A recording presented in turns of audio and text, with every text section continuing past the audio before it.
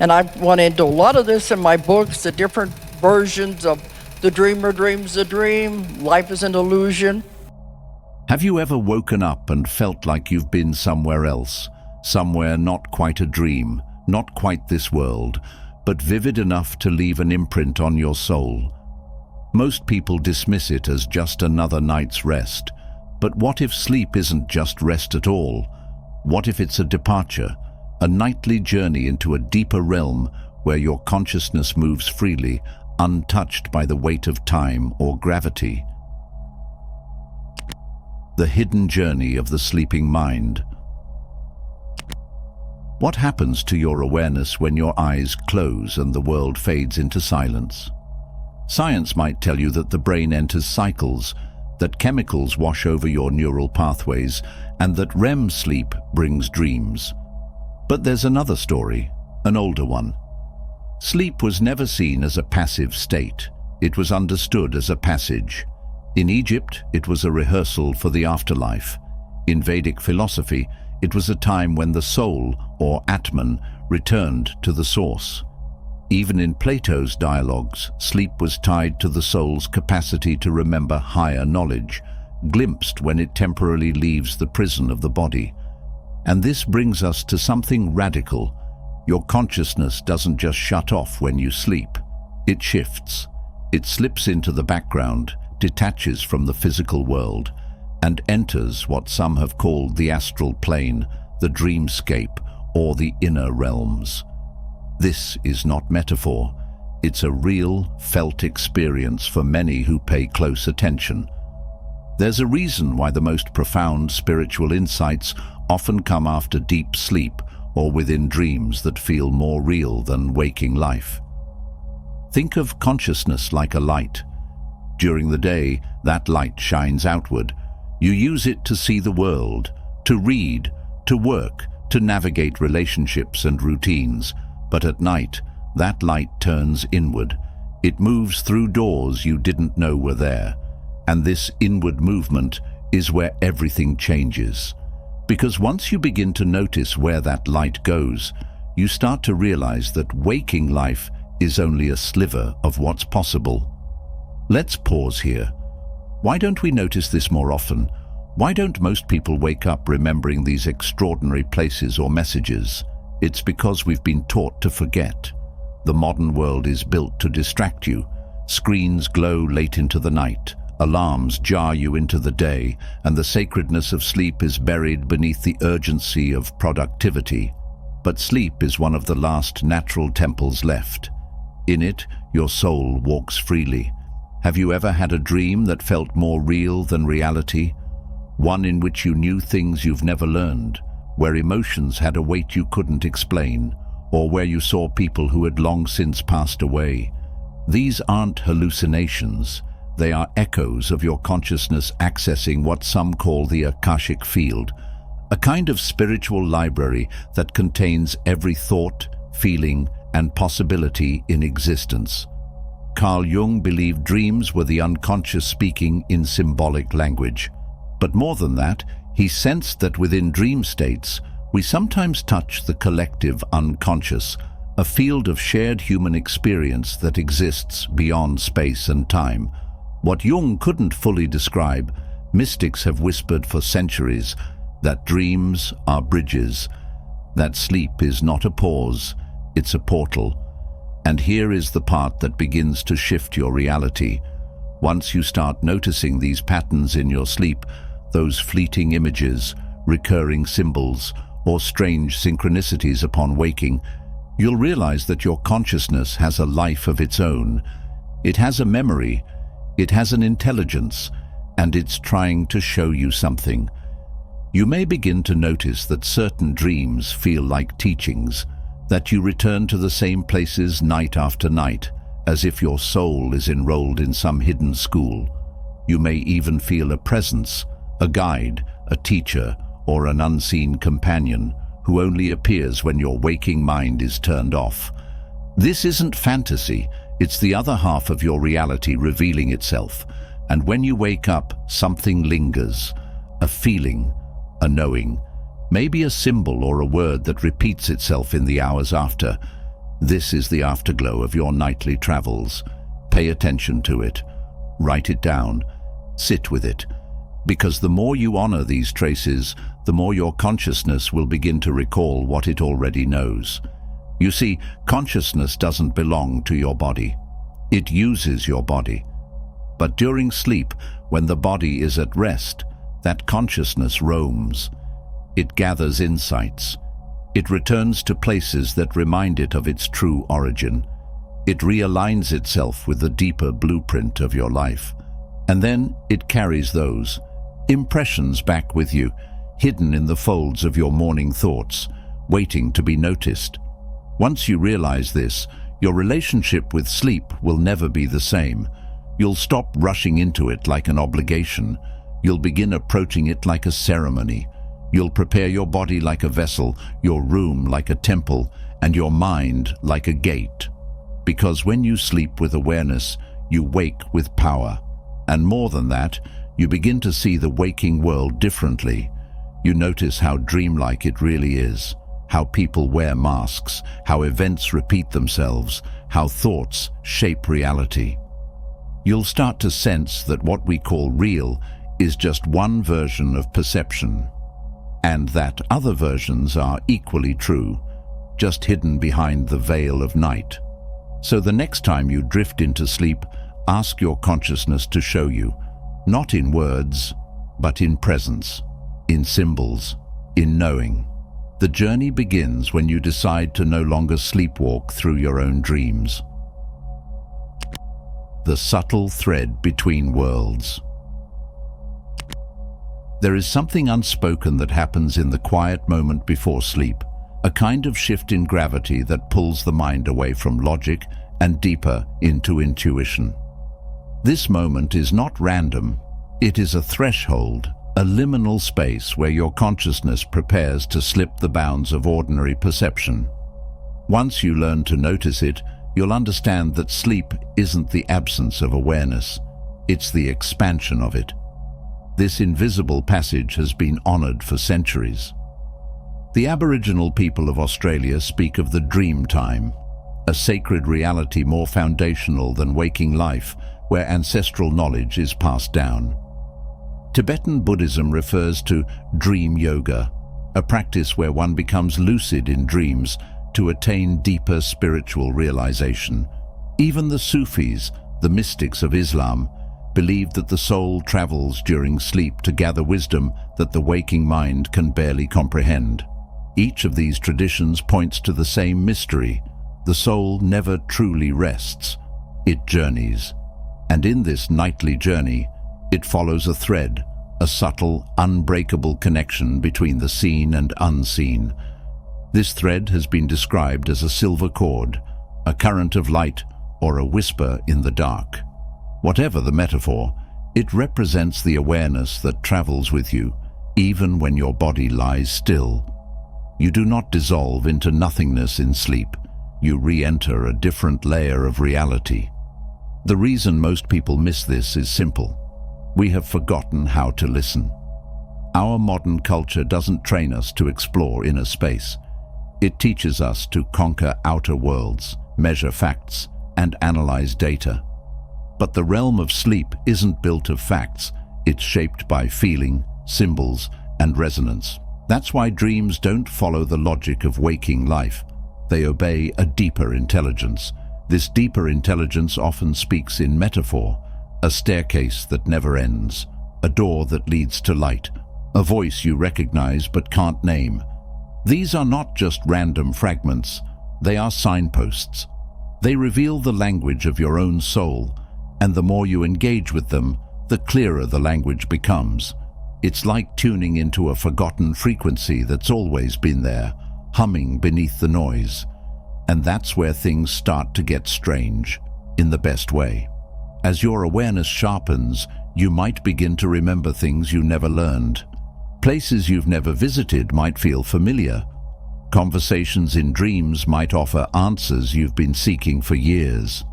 This is not your imagination playing tricks. This is your consciousness showing you that it has roots that reach far beyond your current identity.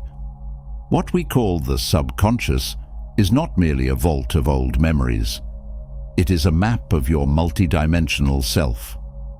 During sleep, your awareness touches these deeper layers, and with practice, you can start to bring back more than just fragments. You can bring back insight, peace, clarity.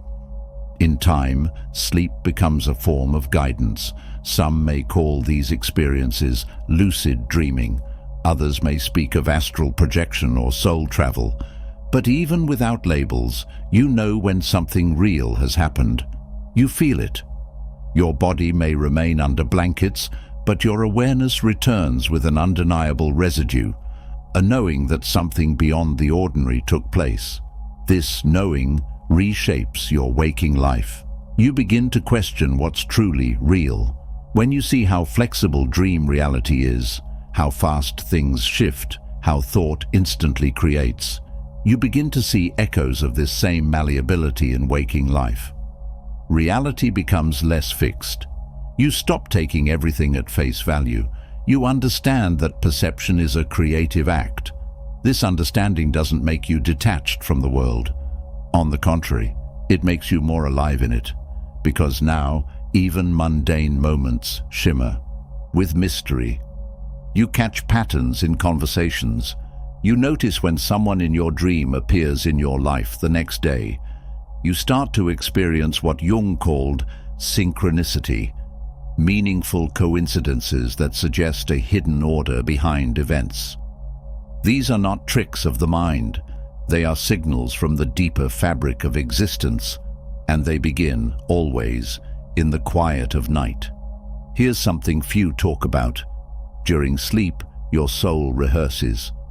It practices responses, explores potential futures, meets with guides, and processes emotions that the waking mind is too overwhelmed to touch. That's why, after a deep sleep, you sometimes wake with a solution to a problem you couldn't solve the day before. It's not random. Your consciousness was at work, shaping unseen possibilities into clarity. This is why creating a sacred relationship with sleep is essential. It's not just rest, it's ritual. Dim the lights slowly, avoid screens for a while, burn a candle, set an intention, not for outcomes, but for openness. The more reverence you bring to this transition, the more clearly your awareness will travel. And when you wake, don't rush. Stay still for a moment. Let the memory of where you've been rise before it's washed away by the noise of the day. Keep a journal by your bed. Not because dreams need to be decoded like puzzles, but because recording them honors the journey. Over time, patterns will emerge. You'll recognize places, figures, and themes. You'll begin to see that you are not a passive sleeper, you are a nightly traveler. And as this truth settles in, waking life becomes less rigid. You understand that just as dreams shift with thought and emotion, so too can waking reality. It all begins with awareness, the same awareness that follows you through the dark, tethered by that invisible thread. Where does your consciousness go during sleep? It returns to its true nature, a state beyond time, beyond limits, beyond fear. And once you've touched that even once, something in you changes forever. You begin to remember, not with your mind, but with your soul. The architects of the inner realms. The night is more alive than it seems. Beneath the stillness and hush of sleep, the soul steps into a vast terrain shaped not by gravity or logic, but by thought, emotion, and vibration. In this terrain, you are not simply resting. You are engaging with layers of reality that rarely show their face in the daylight hours. As your body sleeps, your consciousness is not idle. It moves through thresholds, through what ancient mystics and philosophers described as inner chambers of the psyche or hidden dimensions of being. These realms are not imaginary.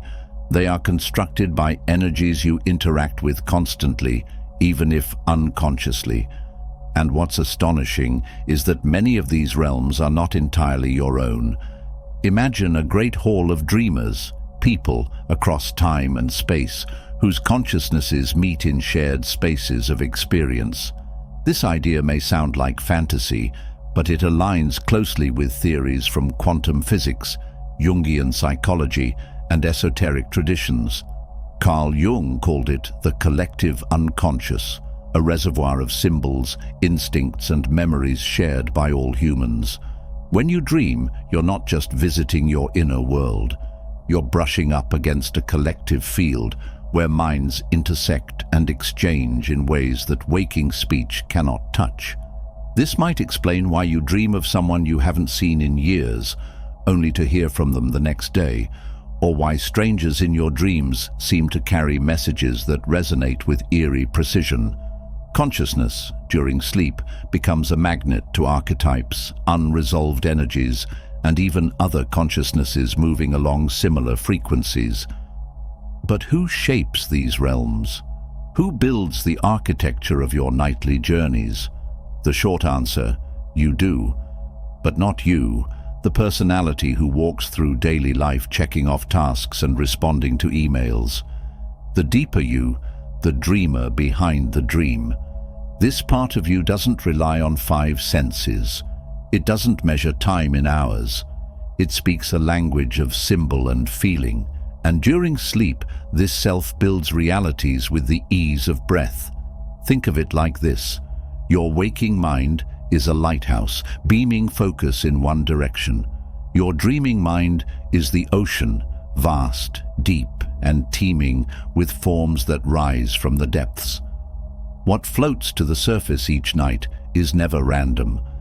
It's a reflection of what lives beneath, your hopes, fears, memories, and more.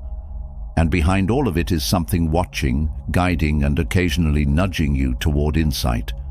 Many traditions speak of guides or guardians who meet us in dreams. Some describe them as ancestors, others as higher aspects of our own being. Whether you see them as literal or symbolic, their presence is deeply personal. They may appear as an old teacher, a child, a glowing animal, or even a disembodied voice. What matters is the resonance. You'll know them not by appearance, but by the feeling they leave behind. Calm, truth, recognition. Over time, if you become conscious of these visitors, you'll begin to sense the curriculum unfolding in your dreams. Lessons repeat, patterns emerge, and challenges present themselves again and again until you recognize them and respond differently. This is how transformation happens, not always through fireworks and revelations, but through quiet shifts in perception. This is why sleep is sacred, not because it's rest, but because it's an initiation. You are being taught, shaped, and guided, and not by some distant authority, but by your own expanded self, the part of you that knows far more than your conscious mind can hold. There's another secret here, and it's perhaps the most empowering of all. Once you begin to pay attention to your dream life, it responds. Dreams become more vivid, symbols return with clarity. You begin to realize that what seemed random is actually a dialogue. The veil between waking and dreaming begins to thin, and the two start to speak to each other. You may notice that how you end your day affects what kind of dreams unfold. A heavy emotional state might generate chaotic dream landscapes. A calm, reflective evening may open the way for visions, insight, even healing. This isn't just about psychology, it's about energetic alignment. The energy you hold in waking life becomes the terrain you travel in sleep. Even more fascinating is that some dreams are not dreams at all. They are visits. They are memories from beyond this life. They are rehearsals for potential timelines. Some are echoes from what ancient mystics called the Akashic field, a dimension of stored information where everything that has ever happened or will happen already exists as potential. And in sleep, you touch this space without the filters of ego or doubt. This experience changes everything. You begin to understand that you are not just someone having a dream. You are someone made of dreams, layer upon layer of perception, memory, intention, and energy. Waking life becomes just one layer, and the boundaries between layers start to blur. You start to realize that your current identity is just one mask of the soul. And in sleep, the soul tries on other masks, some familiar, some foreign. You experience yourself as a child again, or as someone with another face, in another era, in a place that shouldn't exist. These aren't meaningless fictions. They are fragments of the multi-dimensional tapestry you're a part of. This realization can be overwhelming, but it can also be liberating, because it means that your sense of limitation, of who you are, what you're capable of, where you belong, is based only on a partial view.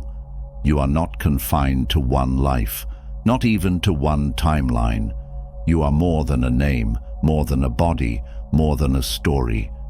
You are a stream of consciousness flowing through many rooms of existence, and every night that stream continues, even when your eyes are closed. Walking between two worlds. When you begin to truly observe your sleep, not just as a nightly shutdown, but as a crossing into another dimension, you realize something quietly revolutionary. You never actually leave consciousness. You simply shift its focus. Like a candle moving from one room to another, your awareness lights up a different space, a different frequency. And once you understand this, your waking life starts to feel permeable. The boundaries begin to soften. You wake from a dream, and a symbol lingers, not just as a memory, but as a sensation, a message, a pull. You step into your day with a strange clarity. Perhaps it's a sentence that echoes, or an image you can't shake. It doesn't matter if it makes logical sense. What matters is that you feel it rooting itself in your bones, asking you to notice. This is where the veil gets thin. The thin layer between what we call the physical world and the many unseen realms of energy, spirit, and thought. It's said to be thinnest in moments of transition: dawn, dusk, falling asleep, waking up, the pause between inhale and exhale. These are the liminal spaces, the in-between states, and they are potent. When you begin to approach your own sleep with reverence, something remarkable begins to happen. Your waking world starts to speak the language of dreams. A song lyric answers a question you didn't voice. A stranger repeats a word you just heard in sleep. You glance at a clock and see numbers that mirror a dream detail. These are not coincidences. They are crossovers, moments when one world bleeds into another. Jung referred to this as synchronicity, a meaningful coincidence with no apparent causal link. But the truth is, there is a link. You just have to stop looking for it through logic and instead feel it with your intuitive body.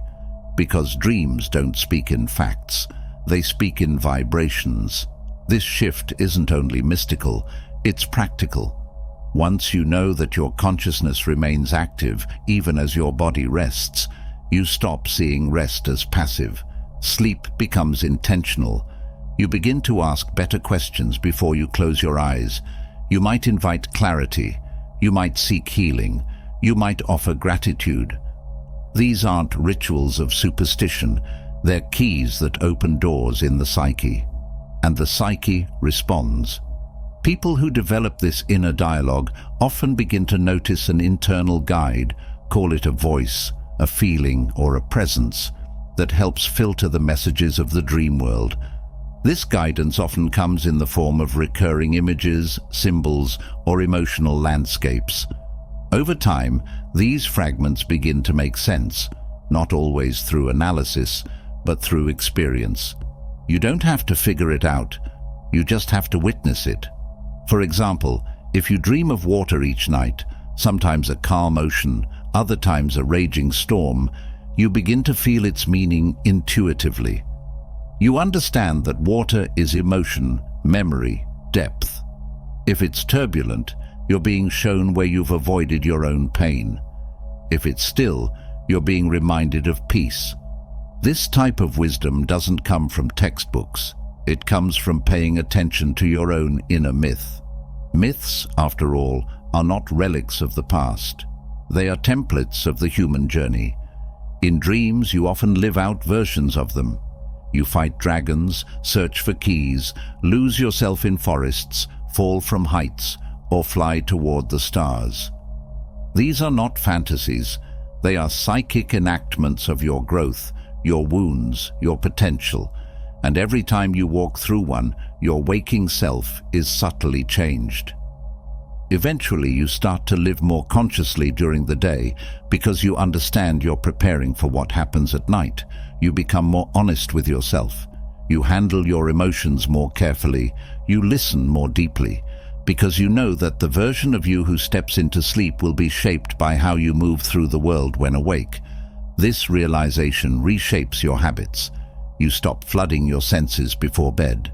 You create quiet space. You might light a candle or place a notebook nearby.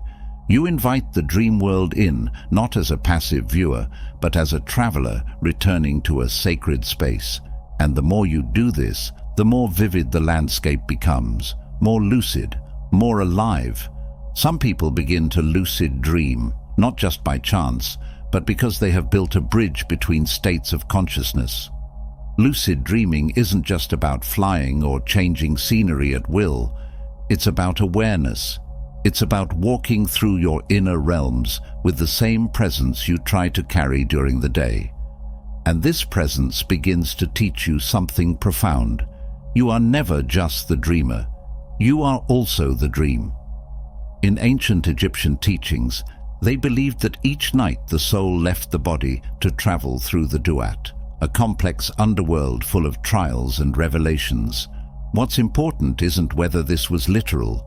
What's important is that it mirrors what so many of us experience, an unseen journey full of symbols, trials, and truths taken every single night. You may not remember most of these journeys, but your body does. Your energy does. Sometimes you wake up more tired than before because your consciousness was busy moving through dense or challenging terrain. Other times, you rise with peace you can't explain. Either way, the message is clear. Your nightly voyage matters.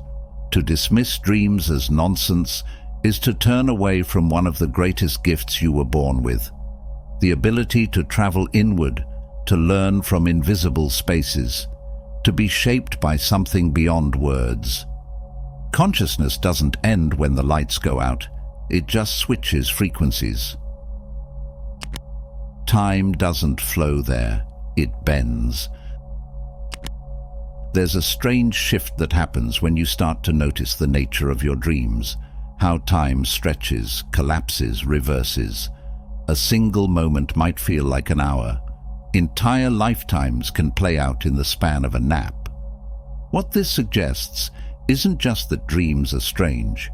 It hints at something far more profound. The linear time you experience while awake is not the only way time exists.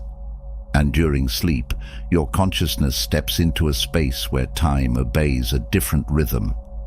This doesn't just make for interesting dreams, it changes the way you experience your entire life. In the waking world, you're taught to think of time as a line, past behind you, present beneath you, future ahead. But what? If that's only true for the body, not the mind, not the soul? In altered states of awareness, like dreams, deep meditation, or moments of intense stillness, this timeline often begins to fall apart. You remember things that haven't happened yet. You revisit old moments and find new meaning. You wake with knowledge you never studied. Where did it come from? When consciousness is freed from the body, even temporarily, it steps into a field where time bends like light through water. The philosopher Henri Bergson once proposed that true time, what he called durée réelle, is fluid and indivisible, more like a river than a ticking clock. Your soul knows this rhythm intimately because it's lived outside of time before. That's why dreams can contain messages from your future self, wrapped in metaphor. A forest you keep wandering through might not be about your past. It might be your soul trying to show you where you're going.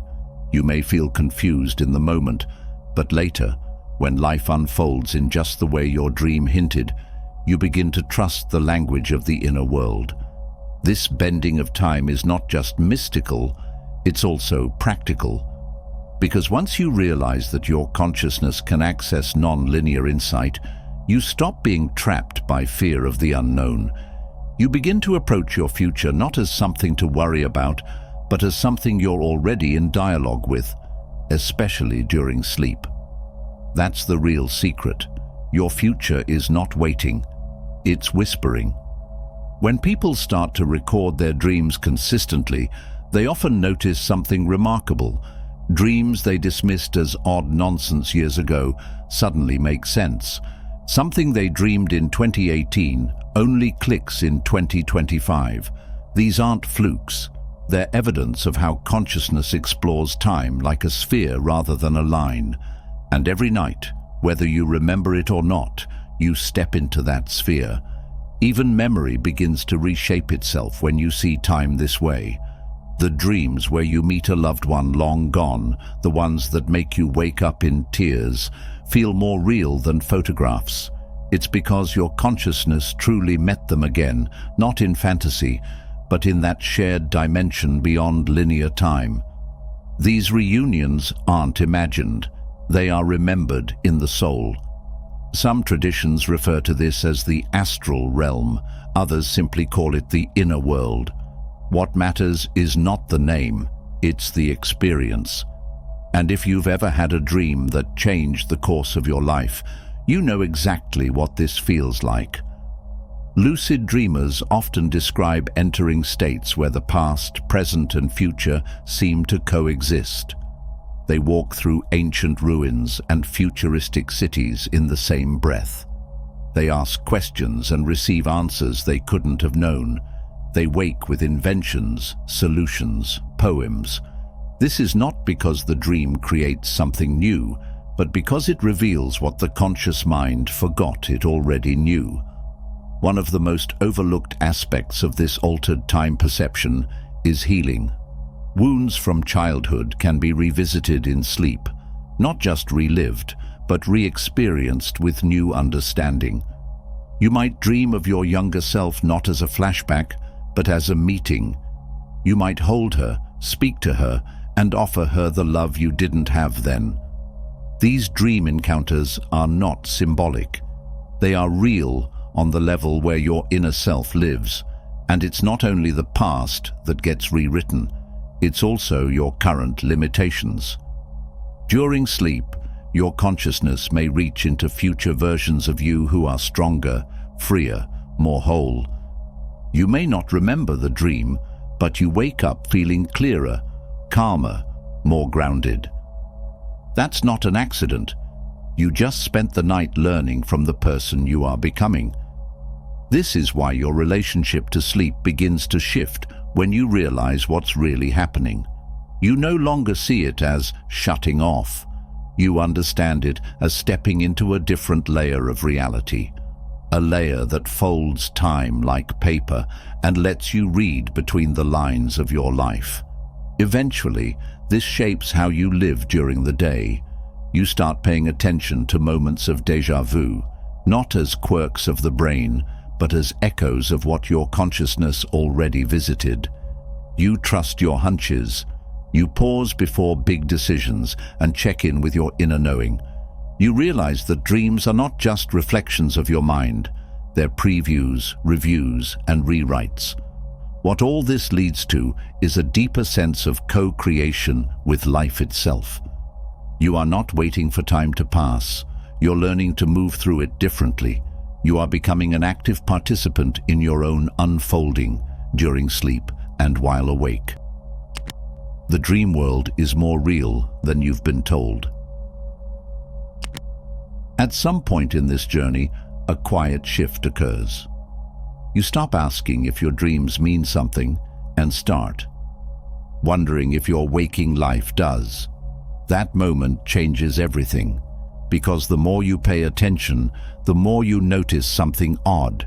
What you call reality feels increasingly hollow, while your dream world grows richer, deeper, even more vivid. And you begin to question, what if the dream world isn't an escape from reality, but a return to it?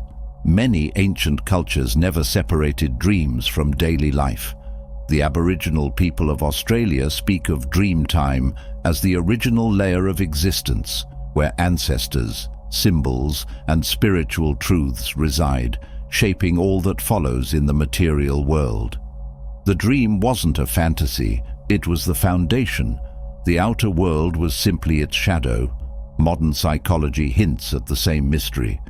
Carl Jung once noted that dreams are the royal road to the unconscious. But he didn't mean unconscious as in dark or unknown. He meant it as a vast, intelligent realm, the part of you that exists beyond ego, beyond roles, beyond your daily story. And every night while your body rests, your awareness slips into that domain. Sometimes you float through it passively. Other times you are taught. The more deeply you begin to observe your dream state, the more you realize it has its own structure. The rules might be different, but they are not random. Certain places appear again and again. You meet the same beings, guides, animals, mysterious strangers who seem to know more than you do. You encounter symbols that grow in meaning over time. That recurring forest, that crumbling city, that glowing staircase. They are not simply creations of your brain. They are locations in a dimension you return to over and over, like a traveler in a vast country. The strangest part? These inner landscapes remain consistent even across years. You may not visit them often, but when you do, they feel familiar. How can that be unless they are as real as your neighborhood or favorite cafe? The dream world, in other words, has geography. This is where many spiritual traditions converge. Not to escape this world, but to master the deeper one. They believe that the more aware you become in your dreams, the more lucid you will be at death. Why? Because the state of consciousness you experience during sleep closely mirrors the state you enter after life ends. If your dream world teaches you how to navigate symbols, face shadows, and move with intention, then it's not just preparation, it's memory. Eventually, you begin to feel that your waking life is not as solid as you once thought. Events start to unfold in patterns that echo your dreams. You have visions that come true. You sense what someone is feeling before they speak. You step into a room and feel déjà vu that rattles you to your core, not because you've been there before physically, but because you visited it long ago in your inner journeys. This isn't fiction. It's the bleeding of realities. And here's the part most people overlook. The more attention you give your dream world, the more vivid it becomes. It responds to you, much like the waking world does. If you ignore it, it fades. If you respect it, it blooms. Your dreams begin to carry lessons, images, even voices that follow you into your day. Not as distractions, but as guidance. Your consciousness, freed from the filters of logic, fear, and identity, receives things in this space it cannot accept while awake. Healing, messages, visions. You might meet a version of yourself who is whole, unburdened, radiant. You might find yourself speaking with someone who passed on, and they bring comfort words could never reach. You might even awaken with a creative insight or solution to a problem you struggled with for weeks. These are not accidents. They are gifts from the dream realm, offered by the part of you that never sleeps. And as this relationship deepens, something extraordinary unfolds. You no longer see your dreams as something separate from your life. They are your life, not in the way we usually think, one real, one illusion, but as two threads of the same soul, One thread glows beneath your eyelids, the other dances beneath daylight. You start to live more intuitively, trusting impulses you can't explain. You take the road that feels right, not just the one that makes sense. You listen to your body, to the wind, to the gut instinct that says, wait here. The more you do this, the more synchronicities bloom. Doors open, answers appear, because you are no longer only awake in the physical world. You are awake in both. It's here that reality itself begins to shift, not in obvious dramatic ways, but in subtle movements, like the tide receding to reveal what was always there. Dreams are not fiction, they are the soul's language, and the more fluent you become, the more you realize that the waking world is just one verse in a much larger song. Waking up in both worlds. There comes a point when sleep no longer feels like a break from life. Instead, it begins to feel like a doorway back into something ancient, something essential. As your understanding deepens, you start to see that dreaming is not a separate event. It's the other half of your existence. Day and night are no longer divided into real and not real. Instead, they become two lenses through which consciousness experiences itself. This final step is not about escaping the waking world, but about expanding it. You don't abandon your life. You infuse it with awareness. You begin to walk your days as if you're still dreaming, not in a daze, but in clarity. This is what some traditions have called lucid living, a way of being in the world without forgetting the source behind it. In sleep, your consciousness travels to places free of time, identity, and logic. When you bring that awareness back, the world responds. What used to seem random now feels orchestrated. You think of someone and they call. You envision a solution and it arrives. You ask a question internally and the outer world answers in a billboard, a song lyric, a conversation overheard on the street. This isn't magic, it's alignment. You are tuning into the deeper intelligence that runs beneath the noise. Philosophers like Schopenhauer hinted that the visible world is just a surface appearance, while the real reality lies behind it, something willful, conscious, and vast. What if sleep is our brief return to that invisible dimension, and waking up each morning is like stepping into a role, a character, a scene in a dream still unfolding? But here's the challenge. The physical world is dense. It's easy to forget. You'll be tempted to fall back into the trance of routine, emails, errands, distractions. That's why practices become essential, not as dogma, but as reminders. Simple moments like journaling a dream upon waking, meditating before sleep, or walking slowly and watching the wind speak through the trees can keep the thread alive. You don't need to decode every dream or find meaning in every symbol. What matters is your presence. When you treat your dreams with reverence, your waking life begins to echo with the same mystery. Eventually, even the boundary between me and not me softens.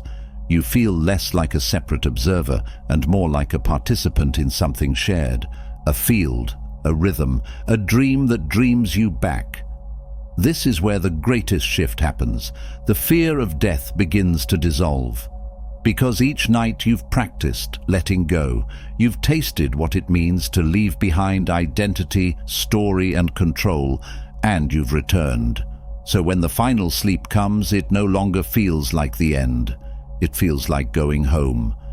And until then, every night becomes a rehearsal in remembering. Every morning, a chance to return with clearer eyes, softer steps, and deeper gratitude. You begin to live as if reality itself is listening. Because it is. The dreamer within you never stopped dreaming. You've simply remembered that you were never only awake in one world. You are the bridge. You are the dream and the dreamer. And now that you know where your consciousness goes while you sleep, this world and every other can never look the same again. I hope you enjoyed this video. If you did, feel free to subscribe to the channel. Thanks for watching.